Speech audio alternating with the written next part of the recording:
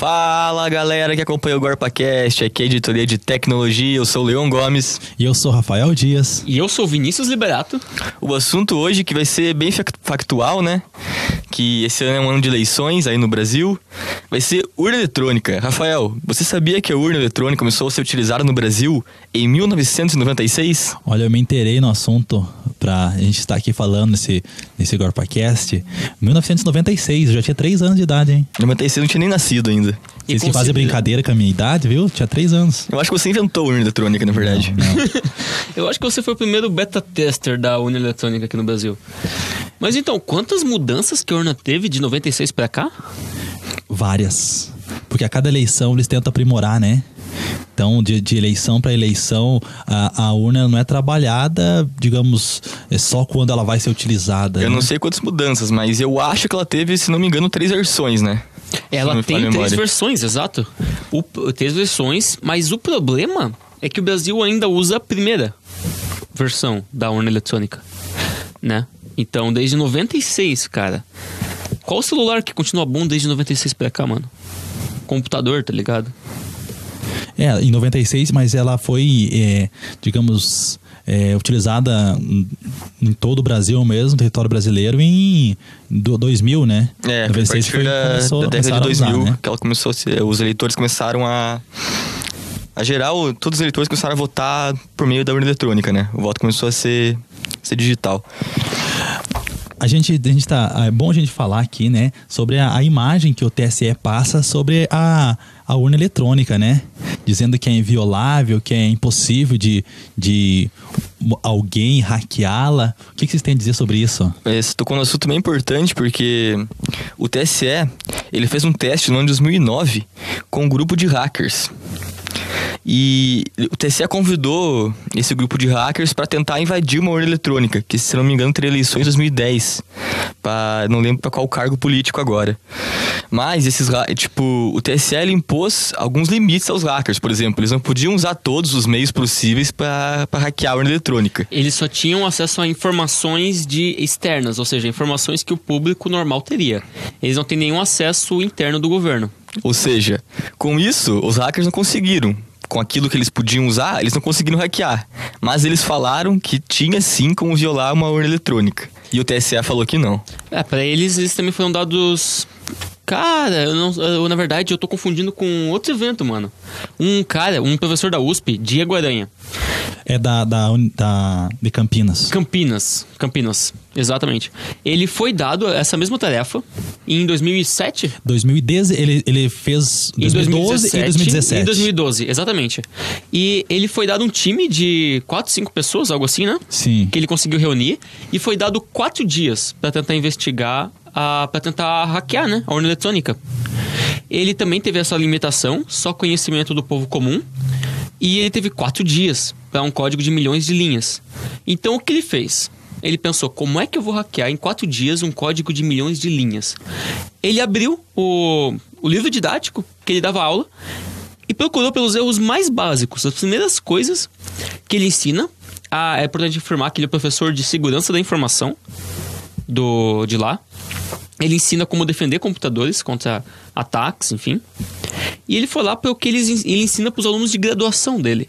Ele pegou as coisas mais básicas e foi tentar, porque era só o que ele tinha tempo de fazer. E adivinha só, ele conseguiu. Ele não só adivinhou em quem cada um votou, cada um dos alunos que eles fizeram um teste lá, com 950 alunos, se eu não me engano. Ele também podia procurar por uma pessoa específica e descobrir em quem ela votou. Assim como colocar o código deles dentro do código da urna eletrônica e alterar o resultado dela. Então, imagina, o professor, né, o Dr. Diego Aranha, ele em 2017 fez 2012, 2017, né? 2 vezes. 2 vezes. E ele até fala que o tempo que foi dado para ele entrar com a equipe para poder tentar abrir, ou seja, entrar com algum arquivo e programas dentro da urna, foi muito pouco. 4 ele falou dias, que 4 cara. dias, e no último dia ele conseguiu, né? Isso. E tal. Ele falou que se tivesse do último dia, faltou tempo para ele para executar algumas outras coisas que ele queria executar. Mas ele falou que foi por falta falta de tempo. 4 dias. A urna eletrônica existe desde quando? Quanto tempo que uma pessoa que quer se infiltrar faria? E outra, ele tinha as limitações de ser uma pessoa externa. Alguém que não tem conhecimento de nenhum, não tem conhecimento interno, ou seja, não é um deputado, não é um membro do STF, né? Assim, se tratando ainda mais de Brasil, né, cara? Que é um país que já é muito conhecido por suas falcatruas, né? É lógico, é muito melhor você poder votar por meio de uma urna eletrônica do que por voto em pergaminho ainda, que demorava em dias incontáveis para ser apurado. Mas, assim, a chance de... Tinha que ser mais... ter mais uma transparência, né, eu acho. Tinha que ser mais transparente. Por exemplo, se o TSE sabia, se um grupo de hackers falou que podia ser violado, por que o TSE não é mais transparente com a população? Ela não é 100% segura. Por que passar essa imagem de, nós somos o TSE e as nossas eleições são 100% seguras, não sei o que, podem confiar. O que vocês acham disso? Essa imagem que você está falando, Leão, é interessante, né? Porque nisso que o Vinícius falou do professor, ele... Em entrevista para os sites aí de tecnologia, o professor falou que em 2012 eles não demonstraram tanto interesse assim em querer solucionar os problemas. Agora já em 2017 eles mostraram, certo? Começaram a conversar com o professor depois que ele saiu dali para desvendar alguns possíveis, para melhoria da urna mesmo. O professor falou que de 2012 para 2016, 2017 não teve basicamente nenhuma mudança no código. Ele informou os mesmos erros na primeira vez e eles não mudaram nada. E outra, ele falou também que quando ele foi supervisor nesse ano de 2016, 2017, o TSF queria que ele assinasse um código de confidencialidade. Ou seja, queriam que ele fizesse os testes e não divulgasse para ninguém os resultados do teste. Ele se recusou a assinar, fez o teste mesmo assim, e aí falou que estava horrível pra gente. Isso que o Leão falou, poxa vida, por que não ser mais transparente com a população? Além do mais, é mais de 140 milhões de eleitores no Brasil? Cara, cada município, né, em época de eleições, tem uma urna eletrônica. Você violar uma urna eletrônica que seja, você já pode definir o resultado de uma eleição. Então imagine, se não é lógico, não precisa ser 100% seguro, mas você deixa a população consciente disso. Você não precisa mentir que um teste deu 100% certo, sendo que o cara que fez o teste falou que não é 100% certo, entende? E sabe uma decisão do Supremo nesse mês de junho que se passou? Que estava sendo votado o retorno, na verdade, do voto impresso. E foi negado. E o voto impresso era justamente para ter verificação depois. Uma coisa que o Diego Aranha tocou foi isso. Exatamente. Porque nenhuma forma de computador, nenhuma defesa eletrônica é 100% segura. Então o que se pode fazer é fazer a urna imprimir um voto. Aí você recebe o voto e tá lá quem você votou. Entendeu? Que era o que tinha até um tempo atrás, se não me engano, né? Poderia, não sei, não tenho certeza. Eu sei que ele comentou isso daí, porque daí em caso de suspeita de fraude, vocês podem fazer aquela reunião geral, aí todo mundo coloca o papelzinho lá, quem votou e reconta tudo, né? Coisa que, como não existe aqui, tu sai da urna eletrônica não sabendo qual voto foi computado. Tinha até antes de ser implementada a biometria na urna. Tinha um papelzinho que saía da urna na hora que você terminava o seu voto, lá saiu um papelzinho com o número do candidato e a fotinho dele.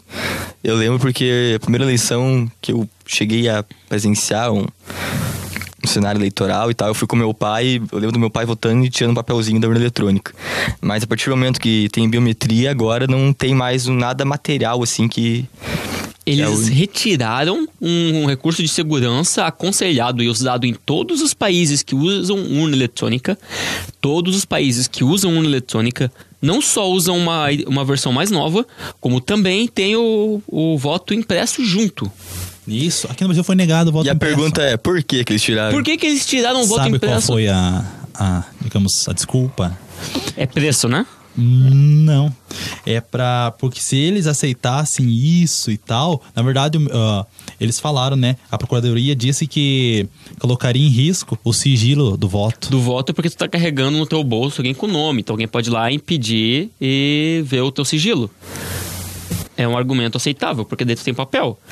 Mas, cara, a não ser que alguém aponte pra ti e fale, me passa aí o teu papelzinho. Ou alguém vá da tua casa atrás do papelzinho. Não, e até porque não faz diferença se já votou, né? Você já fez teu voto. Não, a sigilo do voto faz diferença em vários lugares, onde tem voto de cabresco, coisa assim. Por isso que o sigilo é importante, entendeu? E aí nesses lugares a pessoa poderia ser exigida de ver o papelzinho. Assim, mas isso Mas que existe falou, um método pra burlar isso daí, que é usado também. Em vez de sair o número direto do candidato e a foto, sai um código. Você entra no site lá, digita esse código. Tem um código, mas aí você não sabe qual candidato esse código representa. Aí mais tarde, através do código que seria o governo teria, você veria a quem esse código Assim, representa. se tratando de um software, eu acho que tem várias outras maneiras de você conseguir fazer isso para que não quebre esse sigilo. Igual o Vinícius falou ali. Por exemplo, pode ter um código lá com um link, com o nome de um site, você vai na internet lá, digita esse nome, sei lá, sai uma senha no papelzinho, você digita a senha e consegue lá ter acesso aos seus votos. Tem várias outras maneiras de você fazer isso mas não precisa tirar a única prova material que você votou, né? Porque tu não sabe quem foi computado o teu voto. Apareceu o rostinho do candidato que tu digitou, tu deu confirmar, beleza. Mas não tem como tu saber que realmente tá lá na contagem de votos do carinha ou mais um lá. Um código pode simplesmente ignorar e adicionar pra qualquer um aquele voto. E os outros países que utilizam a urna eletrônica aí? Cara, eles usam no mínimo a segunda geração. Mas a maioria deles usa a terceira ou aboliu a urna eletrônica.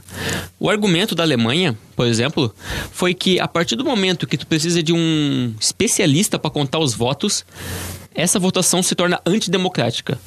Porque uma votação tem que ter a possibilidade de ser consultada por qualquer um. Qualquer pessoa tem que ter a possibilidade de ir lá e checar ela mesma, por mais que seja inviável, entendeu? Então o argumento deles é: com o voto de papel, qualquer um pode ir lá e contar cada um dos votos. Não precisa ser um especialista. Agora, para ver dentro do código da urna eletrônica, tem que ter um acesso especial, etc, etc. Logo, é antidemocrático na visão dela, da ministra lá.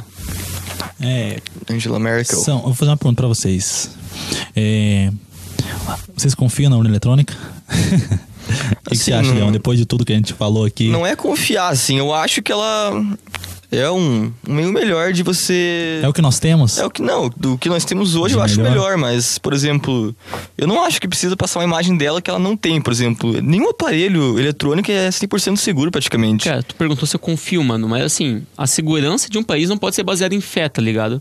Tem que ser baseada em fatos, cara. Eu não tenho... eu tenho fé no TSE, porque... Não é uma religião, cara. É a segurança da democracia de um país. E a urna eletrônica do Brasil é uma das melhores que tem. O meseiro pode afirmar erro na leitura da digital e pular esse passo. E digitar e fazer o carinha digitar o número manualmente, sem precisar colocar o polegar lá na digital. Ele pode pular esse passo, simplesmente. Não é que eu não confio respondendo a tua pergunta. Não é que eu não confio na urna eletrônica, eu não confio no Brasil, né? Não confio no brasileiro, mais especificamente, mas...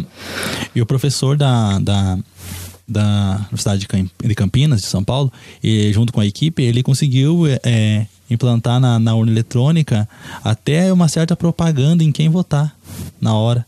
Imagina, então ele conseguiu fazer isso. Tem como. Ele conseguiu, através de um programa e tal, ele implantar isso daí que na hora que fosse votar, iria aparecer um candidato lá, tipo, te induzindo aquilo, pra que você votasse nele. Por exemplo, o cara pode estar na urna eletrônica e fazer a página inicial da urna ser um candidato. Mostrando, inclusive, o número dele na página inicial. Entendeu? A pessoa pode hackear alguns lá, numa cidade pequena qualquer, e deixa lá, tá ligado? Vamos parar de falar mal da coitadinha da urna um pouco? É uma curiosidade. Mesmo que falte energia elétrica no dia supostamente falte energia elétrica lá no país inteiro, no dia de uma eleição, cada urna possui uma bateria interna, que é capaz de durar 12 horas. Além isso. É a energia própria dela, né? Sim. Nada para uma fraude no Brasil, cara. Nada. O Vinícius tá decidido. Mas devido às evidências... Com os fatos que me foram apresentados, essa é a única conclusão que eu posso chegar. E se pegasse uma outra versão da urna, por exemplo? A terceira edição, por exemplo. Ok. Você confiaria mais? Daí você falaria com convicção: eu confio na urna eletrônica? Não com convicção. Mas diante do que teria me apresentado, sendo que funcionasse da mesma forma que funciona nos outros países, eu diria: ok, eu posso dormir tranquilo, sabendo que tem mais possibilidade do meu voto ter sido contabilizado corretamente do que o contrário. Entendeu? Ou seja, o Vinícius não vai dormir tranquilo, e eu tenho certeza que muita gente que pesquisar mais a fundo sobre esse assunto também vai ter um pouco de dor de cabeça. Ainda mais tratando da democracia do nosso país, né? Se vocês quiserem mais detalhes de informação, pesquisem as entrevistas do Diego Aranha. Daniel Aranha, não é? Diego Aranha. Diego Aranha. Diego Aranha, professor da Unicamp. A gente vai editar isso. Então, gente, valeu a audiência. Obrigado por mais um programa juntos. Até a próxima. Sou o Leon Gomes. E eu sou o Rafael Dias. Um abraço, gente. E eu sou Vinícius Liberato. Acompanhe nosso canal no YouTube, nossa página no Facebook. Nos deem sugestões de pauta. Nos deem críticas, talvez algum elogio, caso tenham. E é isso aí. Até mais.